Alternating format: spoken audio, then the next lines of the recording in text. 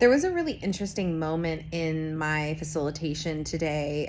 Each of the groups, the school based groups, was articulating a challenge. And the idea was to identify the challenge they wanted to tackle, but also to kind of understand what that value of focusing on that particular challenge was, and then to start brainstorming based on our work the last few months, potential solutions. And then we all shared out. And one of the groups shared that their challenge was just student apathy and lack of motivation, and some parent apathy as well. And what do we do about this? And one of the statements that really resonated for me was that he said, it feels like there's two paths when their students are apathetic or when they're unmotivated and they're not showing up for classes. Is like, do we tighten our grip? Do we create more harsh consequences and really kind of come down hard on students to try to pull them back into line?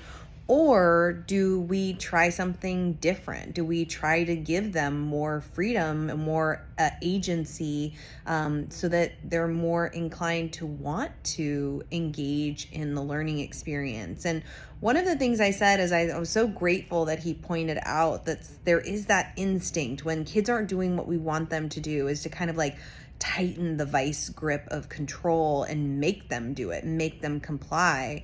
And ultimately, that can harm their motivation. What we know about psychological needs that are at the heart of human motivation is that, one, we need a degree of autonomy, independence, the ability to have agency and make key decisions about our learning.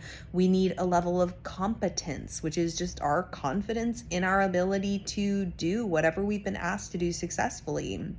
And when students don't have any flexibility, when they don't have any choice, when they're all told to do something the same way, it's hard to feel confident that they're all going to be successful.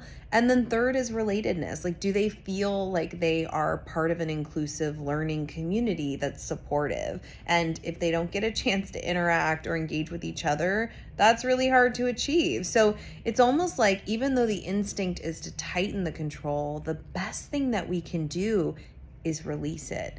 That doesn't mean we're not scaffolding, what we're asking kids to do, supporting the process, but by giving them more control, we actually serve to kind of meet some of those basic psychological needs that they have that will help them to be motivated. So for those schools that are kind of trying to decide, how do we re-engage students? How do we get them motivated? Maybe what they really need is just more autonomy, more confidence in their ability, and a tighter connection to their learning community.